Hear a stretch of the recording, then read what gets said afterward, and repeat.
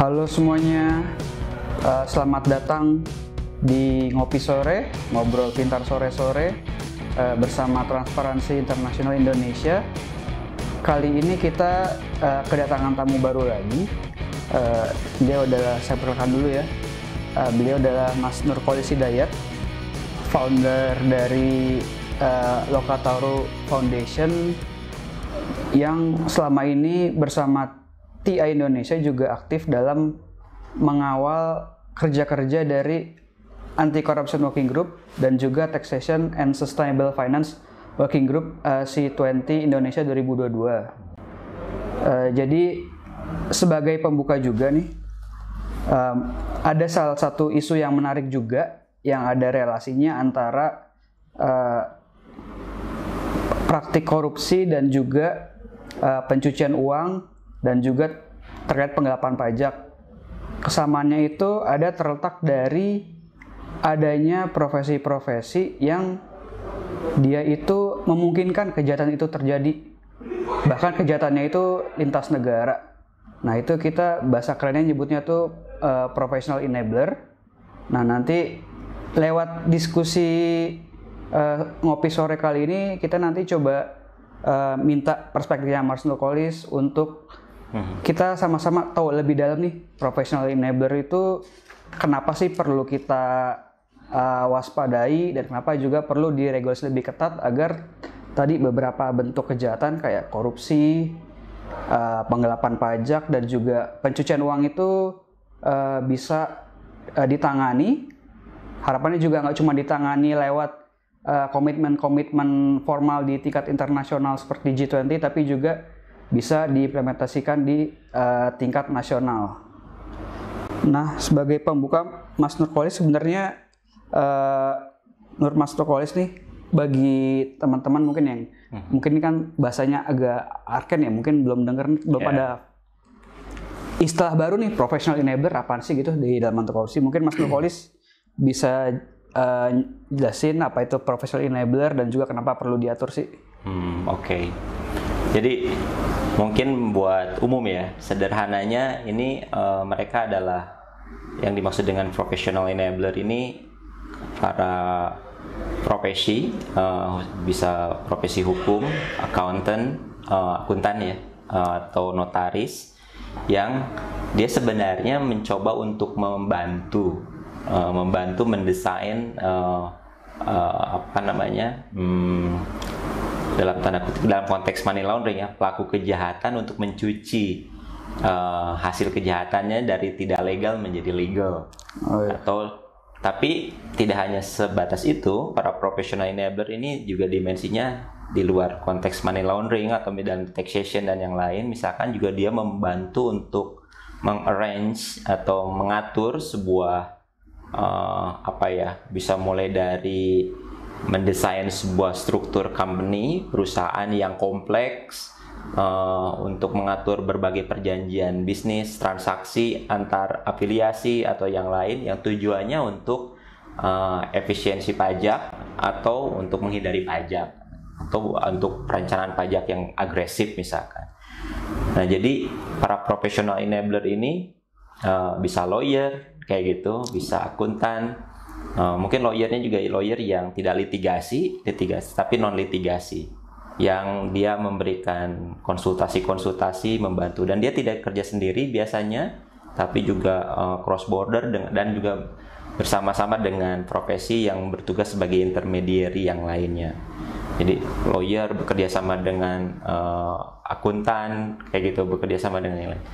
Nah, kalau publik mungkin kenal ya dulu ketika ada bocoran-bocoran Panama Papers, Paradise Paper kayak gitu-gitu, dan itu melibatkan sebuah law firm besar gitu, yang itu dicuri datanya dan bocor, dan Mossack Fonseca kayak gitu, dan di situ melibatkan seluruh high profile persons gitu, para pejabat-pejabat, tokoh-tokoh politik di berbagai negara termasuk di Indonesia gitu ya, yang bocor.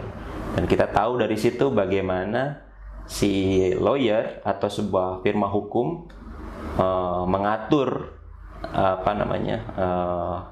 atau mencoba untuk mengatur atau mengelola, menyembunyikan aset dari si orang-orang yang wealth ini, orang-orang kaya yang juga mungkin mengenerate kekayaannya secara tidak legal. Kayak gitu. Itu sederhananya soal professional enabler gitu. Gitu. Jadi bisa dibilang tuh semacam akuntan atau profesi hukum yang bahasanya bisa dibilang akuntan hitam lah gitu ya, Mas Nurkolis bisa dibilang. Nah, sebagai sebuah terminologi, term professional enabler, ya dia sebenarnya sifatnya netral kayak gitu. Gatekeeper seperti itu ya. Jadi saya lawyer atau akuntan umum semuanya bisa membantu itu. Tapi dia bisa menjadi hitam ketika tadi dalam tanda dia terlibat dalam memfasilitasi sebuah atau mengatur untuk menyembunyikan hasil kejahatan. Kayak gitu. Nah, kenapa ini menjadi apa?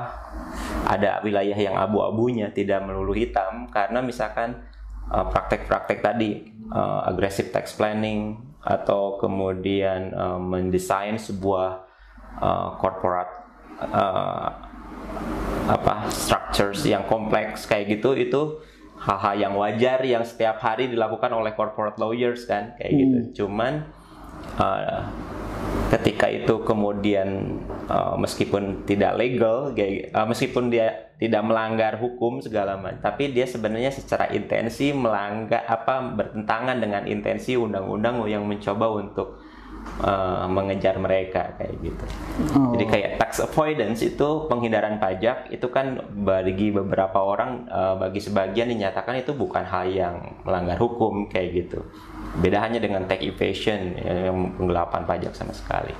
Dia di wilayah abu-abu dan dia memanfaatkan loopholes atau aturan, dan disitulah si gatekeeper ini memang bekerja. Jadi dia selalu bekerja untuk pertama memanfaatkan celah hukum, yang kedua ya dia mendahului mencari jalan keluar yang mensiasati hukum-hukum ini supaya dia bisa tidak tersentuh oleh hukum yang mengatur mereka. Dalam hal apa? Dalam menyembunyikan aset, kayak dalam melakukan efisiensi pajak, mendesain sebuah perjanjian transaksi bisnis, termasuk men-set up perusahaan-perusahaan di tax haven kayak gitu. Itu yang saya maksud dengan corporate aggressive tax planning atau juga company structure yang kompleks, itu seperti itu.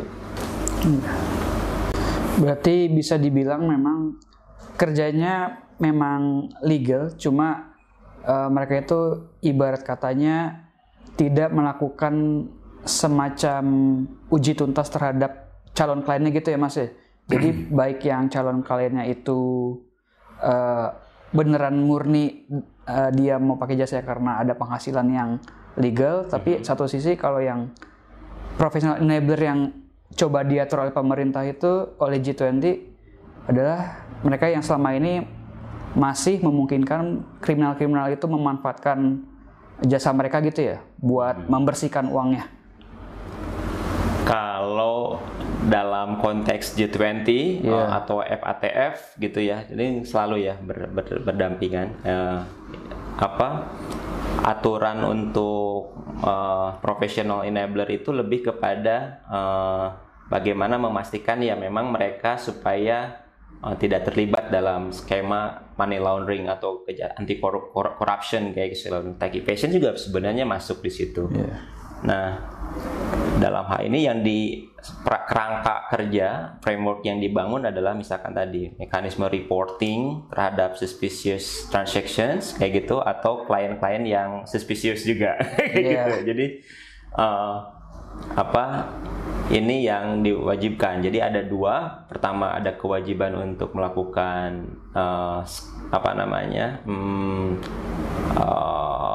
know your client KYC kayak gitu. Jadi kamu harus tahu dulu sampai meskipun itu semua lawyer atau semuanya pasti tahu melakukan dalam tingkatan tertentu ya. Pasti harus mengenal dulu dong kliennya.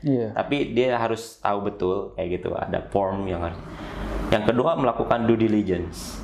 Client due diligence. Jadi tadi ini suspicious enggak kayak gitu. Orang ini juga kayak gitu.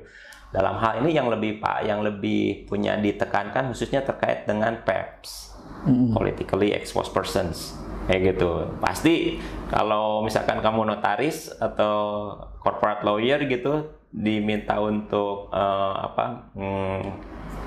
diminta untuk merencanakan sebuah desain bisnis atau transaksi bisnis yang melibatkan PEPs, ya kamu harusnya alarmnya nyala kayak gitu. Itu yang dimaksud dengan due diligence, kewajiban due diligence. Nah, di berbagai negara-negara anggota G20 atau di luar itu beragam, masing-masing punya aturannya, termasuk Indonesia. Kayak gitu. Jadi ada kewajiban untuk tadi KYC sama due diligence klien kayak gitu. Itu yang harusnya di report. Tapi ini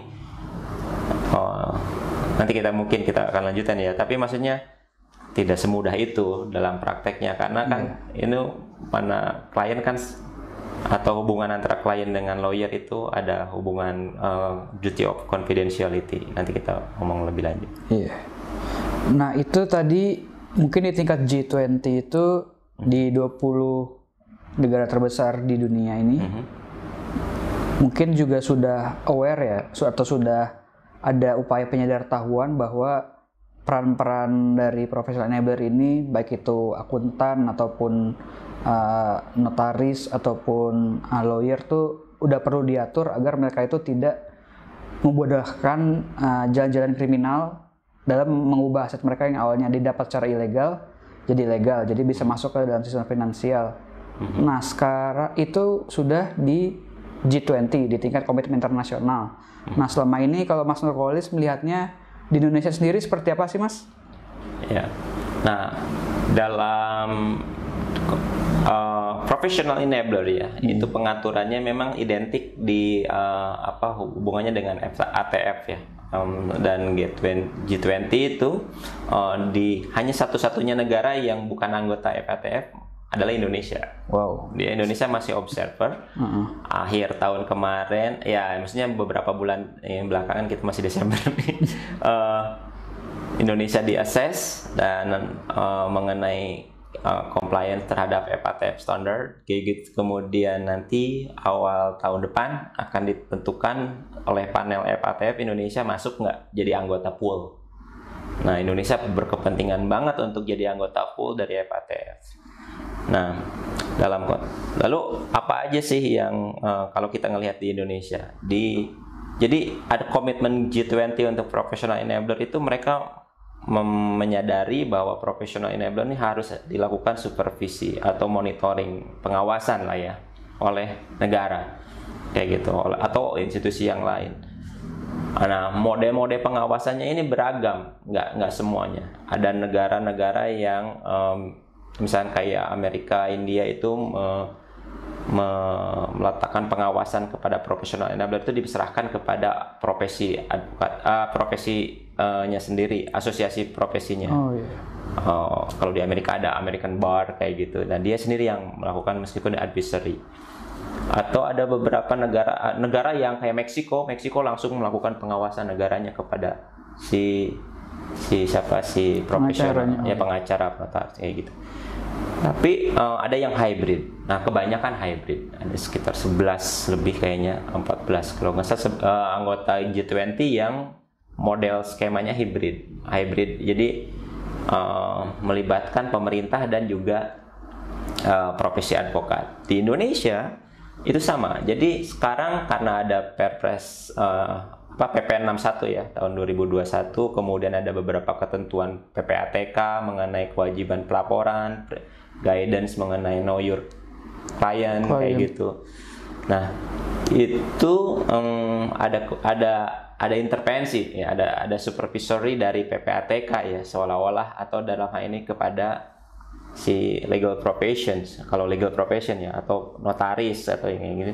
Notaris kalau nggak salah dari Kemenkumham, tapi ada asosiasi. Tapi kita ada undang-undang mereka sendiri yang mengatur bahwa kayak di lawyer dia punya Dewan Kehormatan Advokat kayak gitu, atau di notaris juga ada kayak gitu. Jadi itu yang bekerja untuk melakukan pengawasan. Nah, hybrid ini masih banyak terjadi di beberapa negara termasuk Indonesia. Nah, Indonesia dianggap belum full comply karena seperti kemarin ya yang kita tahu dalam assessment masih sangat sedikit nih lawyer yang men-report atau engage dalam skema pelaporan transaksi yang mencurigakan itu atau membangun client due diligence atau know your client kayak gitu mekanisme. Oke, berarti kalau di Indonesia itu sistemnya mix. Ada misalkan Kemenkumham dia ada tangannya langsung ke notaris jadi bisa menjangkau. Terus kemudian juga ada tadi ya kayak semacam dewan kehormatan advokat. Dia juga ada tangan untuk mengawasi para pengacaranya agar memastikan bahwa mereka itu customer dari pengacara yang bergabung ke organisasi advokat itu ya emang beneran orang baik lah seperti itu. Nah itu kan secara regulasi ya Mas ya. Kalau Mas Nurkolis sendiri selama ini kan kita kemarin juga setahun ke belakang nih ngobrol juga sama teman-teman anti corruption working group baik dengan KPK sebagai tuan rumah maupun dengan delegasi G20 dari negara lain. Nah, itu menurut Mas Nurkolis implementasinya kayak gimana sih? Misalnya kalau kita lihat di Indonesia. Nah, implementasinya belum sampai pada yang ideal kayak gitu. Masih seperti tadi beberapa peraturan PPATK yang mewajibkan untuk reporting untuk transaksi yang mencurigakan ya dari lawyer itu sangat sedikit, dari notaris juga dikit. Kayak gitu. Artinya apa? Ada resistensi di lapangan dari kelompok profesi ini terhadap kewajiban reporting itu. Kalau sekedar know your client pasti melakukan, tapi due diligence kemudian mereka melaporkan orang yang datang kan ke lawyer atau ke advokat kan minta tolong atau minta jasa hukum ya. Oh ini udah datang malah dilaporkan ke aparat penegak hukum. Nah, itu kan pasti lawyer-lawyer udah berada dalam posisi yang dilematis. Apalagi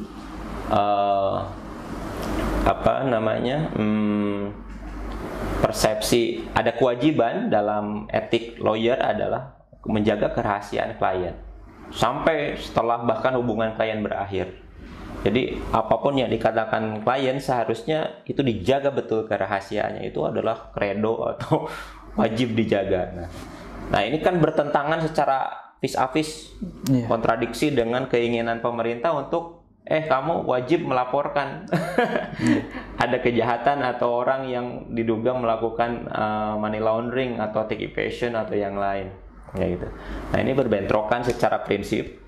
Nah, inilah yang menjadi PR. Di Indonesia sejauh ini yang saya lihat belum ada upaya untuk mencoba untuk mendiskusikan dan mencari titik tengah antara asosiasi advokat dengan aturan-aturannya, kode etik, dan juga keinginan pemerintah di peraturan PPATK, rejim undang-undang anti money laundering kayak gitu yang mewajibkan pelaporan juga itu belum didiskusikan, direkonsiliasikan. Nah, sebenarnya di berbagai negara tadi mereka mencoba untuk mencari formulasinya. Tidak hanya Indonesia ya, situasi kayak gini di berbagai negara yang lain. International Bar Association juga beberapa kali memberikan komentari atau pendapat ya yang agak-agak resisten terkait dengan agresifnya rejim-rejim internasional G20, FATF untuk mengintervensi independensi advokat kayak gitu. Jadi mereka kamu udah terlalu jauh ini kan kita harusnya mengatur diri kita sendiri gitu, self regulating kayak gitu, bukan kalian yang mengatur kami. Nah, disitulah ada diskusi-diskusi, ada upaya untuk misalkan International Bar Association itu bikin kayak guidance how striking balance antara dua prinsip yang bertentangan ini, sampai sejauh mana itu bisa dipenuhi kayak gitu. Guidance itu yang menurunkan secara clear prinsip atau kode etik advokat menjadi lebih tidak hanya serve kepada klien tapi juga serve untuk interest of justice lah, kayak gitu-gitu. Nah, di Indonesia belum ada tuh upaya untuk membuat ketentuan-ketentuan yang lebih spesifik atau memberi interpretasi guidance tuh terkait dengan pedoman advokat mengenai duty of confidentiality, lawyer and client confidentiality kayak gitu, dengan kewajiban untuk reporting. Nah, itu kan harusnya didiskusikan. Asosiasi advokat juga memberikan guidance itu kepada membernya. Atau di notaris juga bikin aturan yang kemudian notaris juga bisa mengimplementasikan di lapangan supaya mereka berada dalam balance itu, kayak gitu, antara kepentingan klien dengan kepentingan advokat atau kepentingan profesi dengan kepentingan publiknya gitu, untuk melawan korupsi atau money laundering. Nah, kalau tadi dari ngobrol sama Mas Nurkolis sih, saya kayak nangkepnya ada dua mazhab gitu ya dalam mengatur peran professional enabler.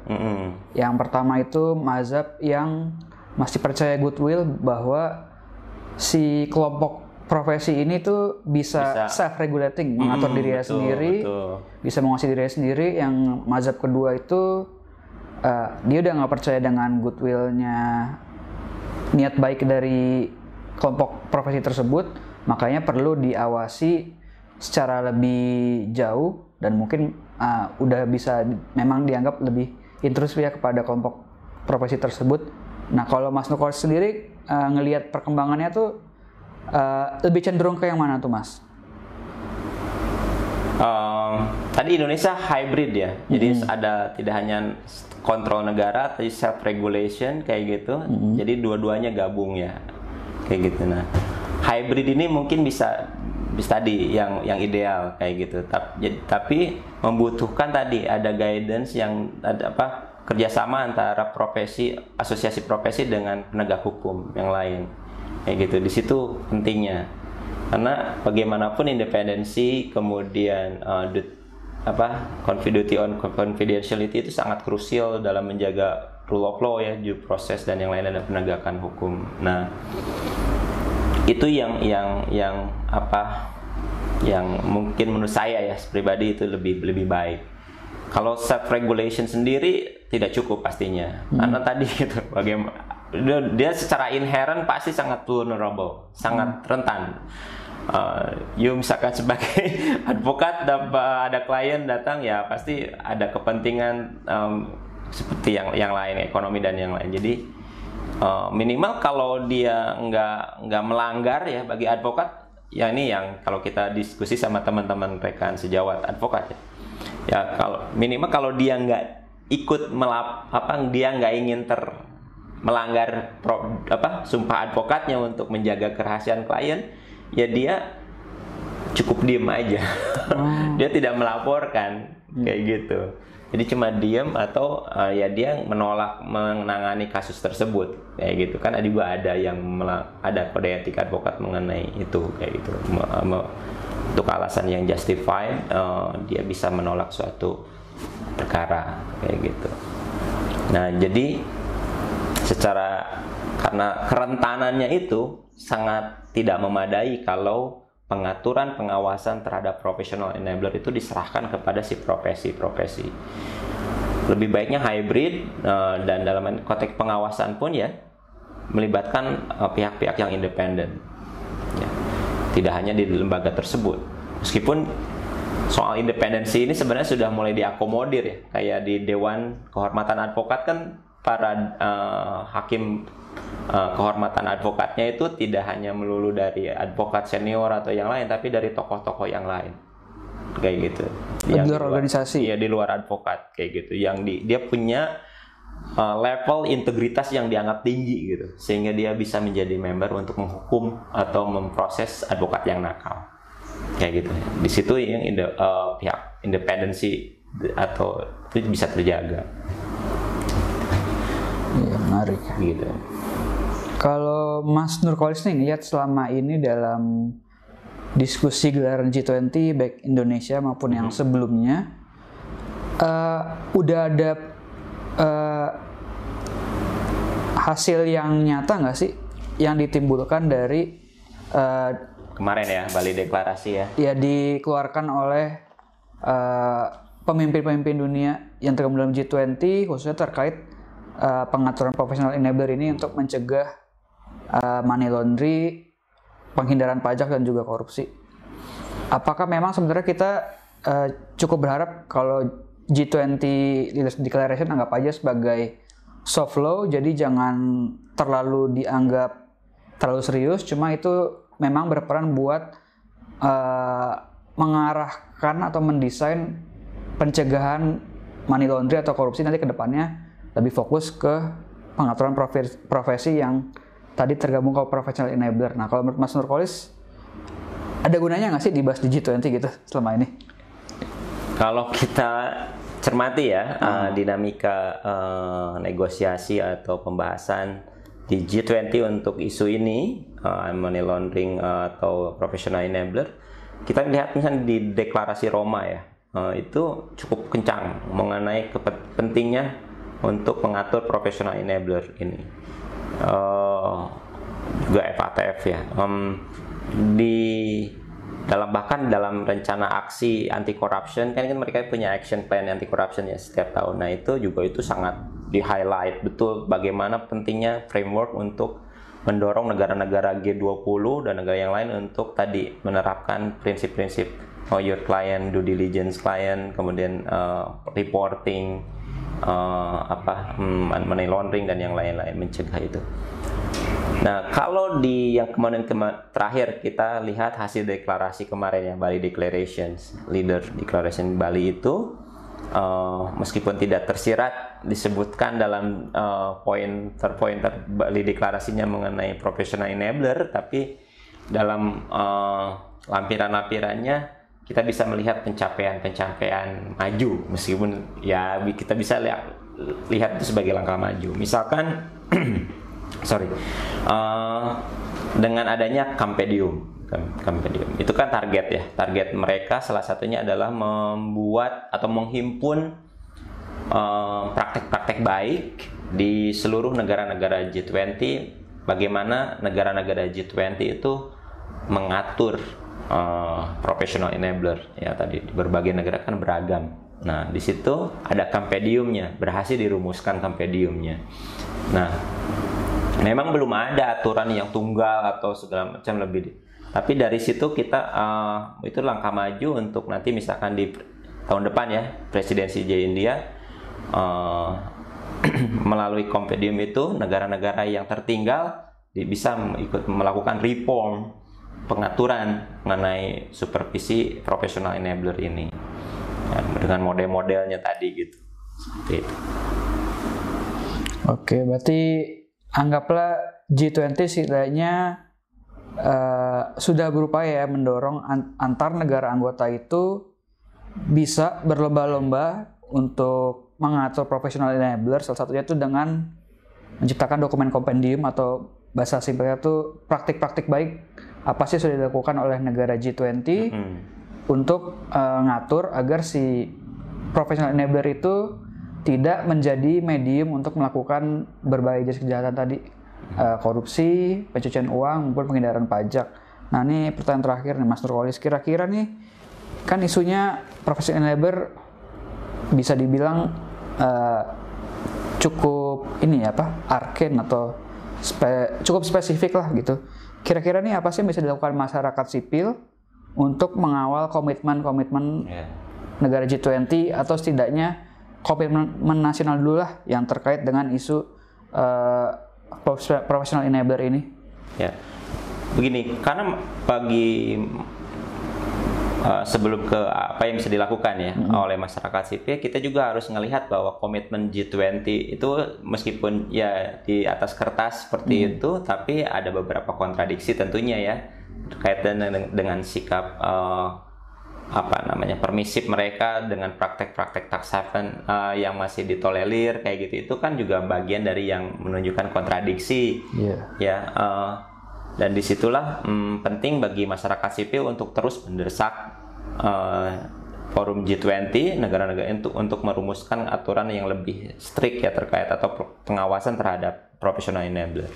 Nah Apa yang harus bisa dilakukan oleh masyarakat sipil? Penting bagi masyarakat sipil untuk mendorong asosiasi-asosiasi dari professional enabler ini, gatekeepers ini, untuk lebih accountable.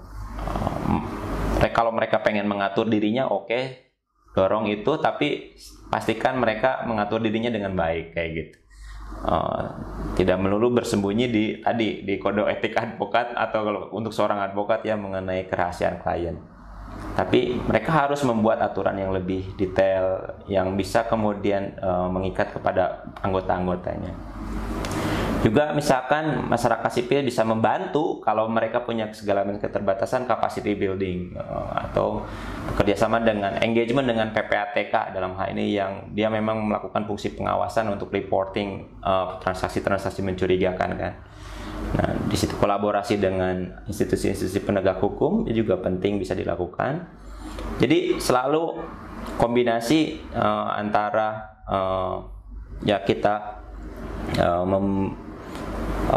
mencoba untuk mereform profesi advokat yang sayangnya memang sangat challenging ya di Indonesia khususnya, karena ada puluhan, mungkin sekarang ada berapa saya nggak tahu jumlahnya, karena terpecah-pecah dan sehingga susah sekali untuk mendisiplinkan anggota-anggotanya.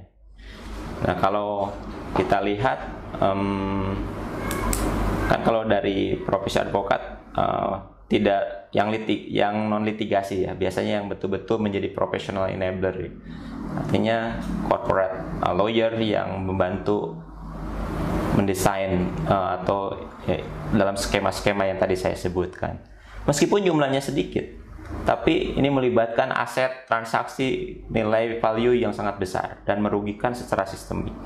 Jadi itu sangat penting untuk dibahas, untuk diintervensi oleh masyarakat sipil.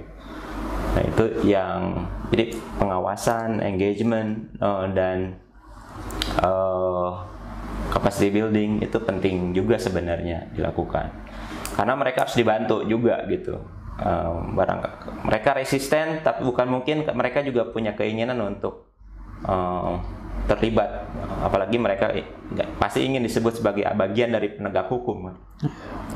Kalau dari diskusi dengan Mas Nurkolis sangat menarik ya, ternyata ada satu profesi di luar sana yang mungkin selama ini kita anggap secara netral, cuma ternyata di belahan negara lain ataupun Indonesia tuh semacam memang profesi yang bisa dibilang mensabotase tadi, kalau saya pinjam kalimat Mas Nurkolis, bisa sabotase investasi, itu bisa juga tentunya nanti malah sabotase penegakan hukum, karena mereka itu selama ini pihak-pihak yang berperan untuk memfasilitasi terjadinya kejahatan. Mungkin ada statement terakhir dari Mas Nurkolis? Kenapa tadi saya bilang professional enabler itu juga mensabotase investasi atau mensabotase dalam hal ini pasar atau kayak gitu. Karena apa? Karena kan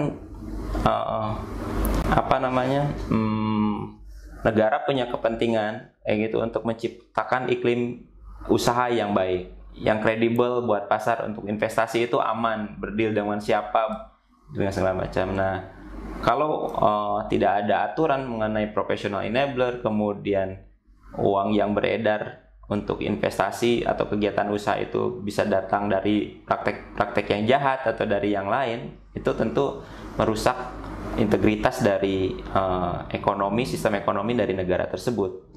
Nah, makanya Indonesia meskipun menjadi anggota G20, tapi sebagai satu-satunya anggota yang bukan anggota FATF, itu sebenarnya cukup memalukan buat Indonesia kayak gitu, karena kita tertinggal. Dan keinginan misalkan untuk menarik investasi asing dengan kondisi bahwa Indonesia bukan negara FATF, ya kita tidak cukup punya kesamaan level untuk dipercayai atau untuk si investor confident untuk berbisnis di Indonesia kayak gitu. Nah, itu yang saya maksud, mereka bisa sabotase atau undermine gitu ya keinginan pemerintah untuk investor masuk ke Indonesia. Jadi reformasi mengenai professional enabler ini penting juga.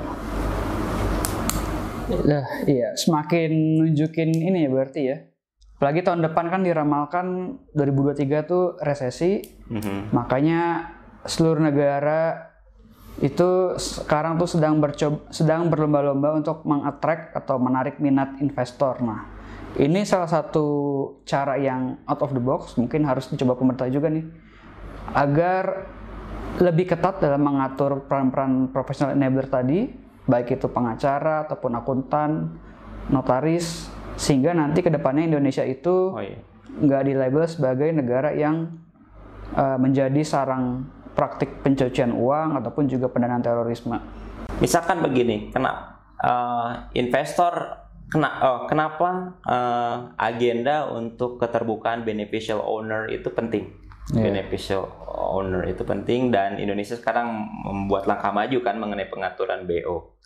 Nah, BO ini kan punya irisan yang sangat ketat, dekat sekali dengan professional enabler, karena si professional enabler itu bisa jadi si lawyer yang kemudian juga bisa jadi trust gitu ya, untuk atau jadi nomini atau intermediary yang lain gitu, bukan sebagai si ultimate beneficial owner gitu. Nah, pengaturan mengenai pentingnya beneficial owner, keterbukaan BO, itu sama pentingnya juga dengan mengatur professional enabler, karena selalu 11-12 tuh bersamaan kayak gitu. Dan itu yang penting bagi investor dari perspektif pelaku usaha investor gitu. Karena ketika dia mau invest di Indonesia, dia harus tahu saya kira-kira para pemainnya siapa aja kayak gitu. Kemudian saya harus berbisnis sama siapa sih pengendali utamanya dari yang di sana, jangannya ada PEPS yang terlibat, atau pejabat-pejabat yang lain. Nah, keterbukaan ini yang penting kayak gitu, dan itu melibatkan tidak hanya keterbukaan transparansi BO, tapi juga peran-peran dari mereka yang mendesainnya, para professional enabler. Jadi itu tadi kawan-kawan, selain mengatur lebih ketat terkait professional enabler, juga jangan lupa di secara paralel kita juga harus memastikan bahwa pemerintah itu menjalankan agendanya dalam keterbukaan transparansi pemilik manfaat atau beneficial ownership, karena itu tadi Indonesia sedang mencoba keras untuk menarik minat investasi investor, makanya sebisa mungkin Indonesia tuh harus transparan ke calon investor dan juga khususnya ke publik. Jadi biar orang-orang yang berbisnis di Indonesia itu adalah orang-orang juga yang memang memiliki integritas. Oke, sekian dari edisi Ngopi Sore kali ini. Sampai berjumpa di sesi-sesi Ngopi Sore berikutnya. Ciao. Ciao.